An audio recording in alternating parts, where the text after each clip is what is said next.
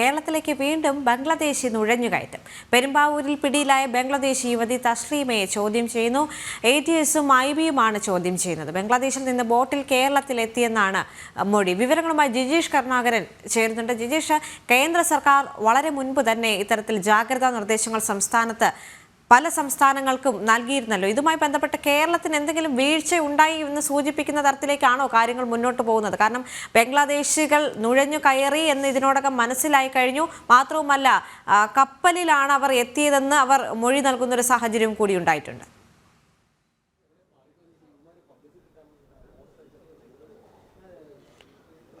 ദേവിക പറഞ്ഞതുപോലെ തന്നെ ബംഗ്ലാദേശി നുഴഞ്ഞുകയറ്റവുമായി ബന്ധപ്പെട്ടുകൊണ്ട് സംസ്ഥാനത്തിന് പല ഘട്ടങ്ങളിലായി കേന്ദ്ര IB റിപ്പോർട്ടുകൾ നൽകിയിരുന്നു. ഇക്കാര്യത്തിൽ കൂടുതൽ ജാഗ്രതയോടെയുള്ള നീക്കങ്ങൾ വേണമെന്ന നിർദ്ദേശം, അതുമായി ബന്ധപ്പെട്ട റിപ്പോർട്ടുകൾ എല്ലാം തന്നെയായിരുന്നു കൈമാറിയത്.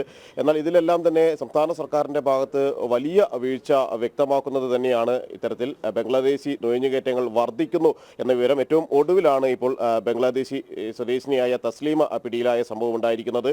സമാനമായ നിരവധി സംഭവങ്ങൾ ബംഗ്ലാദേശികൾ കേരളത്തിൽ പല ഭാഗങ്ങളിൽ നുഴഞ്ഞുകയറി താമസിക്കുന്നതിൻ്റെ വിവരങ്ങൾ ഒപ്പം അതിൽ ചിലർ പിടിയിലായതും എല്ലാം തന്നെ കഴിഞ്ഞ 2-3 വർഷത്തിനുള്ളിൽ നിരവധി സംഭവങ്ങൾ ഉണ്ടായിട്ടുണ്ട്. എന്നാൽ ഇത്തരം സംഭവങ്ങൾ ആവർത്തിക്കുന്ന ഘട്ടത്തിൽ പോലും ബംഗാളികൾ എന്ന വ്യാജേന അല്ലെങ്കിൽ ഒറീസക്കാർ എന്ന വ്യാജേന എല്ലാം ഇവിടെ തങ്ങുന്ന ആളുകളിൽ ബംഗ്ലാദേശികൾ ഉണ്ടോ എന്ന് പരിശോധിക്കാനുള്ള യാതൊരു പരിശോധനയും സംസ്ഥാനത്ത് നടക്കാറില്ല. സംസ്ഥാന ഇന്റലിജൻസിന്റെ ഭാഗത്ത് നിന്ന് ഇക്കാര്യത്തിൽ വീഴ്ചയുണ്ടാകുന്നു. ഒപ്പം തന്നെ തദ്ദേശ സ്വയംഭരണ സ്ഥാപനങ്ങളുടെ കാര്യത്തിലും എല്ലാം തന്നെ വലിയ വീഴ്ച ഉണ്ടാകുന്നു. ലേബർ ഡിപ്പാർട്ട്മെന്റ് സാധാരണ നിലയിൽ ലേബർ ക്യാമ്പുകളിലെത്തി അവിടെയുള്ളവരുടെ തിരിച്ചറിയൽ രേഖകളടക്കം പരിശോധിക്കുക എന്നൊരു നടപടി പൂർത്തിയാക്കേണ്ടതുണ്ട്. അത്തരം നടപടികൾ കൃത്യമായി ചെയ്തിരുന്നെങ്കിൽ പോലും വ്യാജ രേഖകളിൽ ഇവിടെ കഴിയുന്ന ആളുകളെ കണ്ടെത്താൻ കഴിയുമായിരുന്നു. അങ്ങനെ വലിയ തോതിലുള്ള വീഴ്ചകൾ വ്യക്തമാകുമ്പോൾ തന്നെയാണ് ഒരു യുവതി കൂടി ഇപ്പോൾ ബംഗ്ലാദേശി സ്വദേശിനി എന്ന് സ്ഥിരീകരിക്കപ്പെട്ടിരിക്കുന്നു. അവരെ വിശദമായി തന്നെ കേന്ദ്ര അന്വേഷണ ഏജൻസികൾ IBയും ഒപ്പം തന്നെ മറ്റ് കേന്ദ്ര അന്വേഷണ ഏജൻസികളും സംസ്ഥാന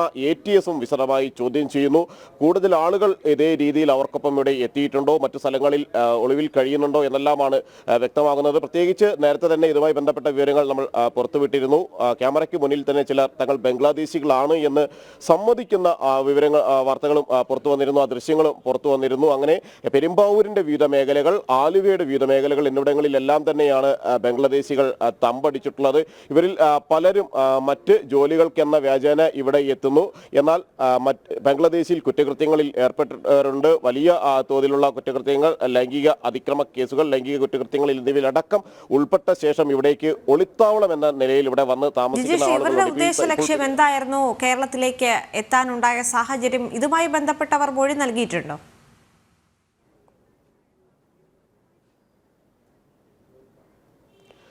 ദേവിക, അവരുടെ ഒരു ചോദ്യം ചെയ്യൽ പുരോഗമിക്കുകയാണ്. നിലവിൽ എന്തിനു വേണ്ടി ഇവിടെ എത്തി എന്ന് സംബന്ധിച്ച് അവർ പറയുന്നില്ല. എന്നാൽ പ്രാഥമികമായി അവർ പറയുന്നത് ജോലി തേടി എത്തിയതാണ്, അല്ലാതെ മറ്റ് ലക്ഷ്യങ്ങളൊന്നും ഉണ്ടായിരുന്നില്ല എന്ന് പറയുമ്പോൾ തന്നെ ആ ദുരൂഹതകൾ അവിടെ ബാക്കിയായിരിക്കുന്നു.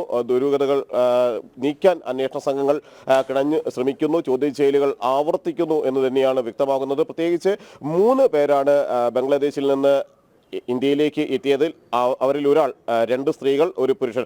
അതിൽ പുരുഷൻ കൊൽക്കത്തയിൽ തന്നെ താമസിക്കുന്നു. സ്ത്രീകളിൽ 2 പേരും പിന്നീട് ബംഗളൂരിലേക്ക് ഒരു സുഹൃത്തിനെ കാണാൻ എന്ന രീതിയിൽ അവിടെ നിന്ന് ട്രെയിനിൽ ബംഗളൂരിലേക്ക് ചെല്ലുന്നു. അവിടെ നിന്ന് തസ്ലീമ മാത്രം കേരളത്തിലേക്ക് വരികയും ഇവിടെ ഒരു സുഹൃത്തിനൊപ്പം താമസം ആരംഭിക്കുകയും ചെയ്യുകയായിരുന്നു. ഈ സുഹൃത്തിന്റെ രേഖകളും പിടിച്ചെടുത്ത രേഖകളടക്കം അതും ഒറിജിനലല്ല, അത് വ്യാജ രേഖകളാണ് എന്ന സൂചനകൾ ഈ ഒരു ഘട്ടത്തിൽ പുറത്തു വരികയും ചെയ്യുന്നുണ്ട്. അങ്ങനെ ബംഗ്ലാദേശികൾ വലിയ തോതിൽ ഇവിടെ തമ്പടിച്ച് താമസിച്ച് തുടരുന്നു. ഈ തസ്ലീമയെ പിടികൂടിയത് അല്ലെങ്കിൽ അതൊരു ഒറ്റപ്പെട്ട സംഭവം മാത്രമായി കരുതാൻ കഴിയില്ല. സമാനമായ രീതിയിൽ കേരളത്തിന്റെ പല മേഖലകളിലും ബംഗ്ലാദേശികൾ തങ്ങുന്നുണ്ട്. അതുമായി ബന്ധപ്പെട്ട കൃത്യമായ വിവരങ്ങൾ തന്നെ പല ഘട്ടങ്ങളിലും നമ്മൾ നൽകിയിട്ടുമുണ്ട്. ബംഗ്ലാദേശികൾ ഉയർത്തുന്ന ഭീഷണി, പ്രത്യേകിച്ച് രാജ്യസുരക്ഷയെ പോലും ബാധിക്കുന്ന രീതിയിലേക്ക് അവരുടെ പ്രവർത്തനങ്ങൾ വ്യാപിക്കുന്നു. അവിടെ പരിശോധനകൾ, കാര്യമായ അന്വേഷണങ്ങൾ ഒന്നും തന്നെ നടക്കുന്നില്ല.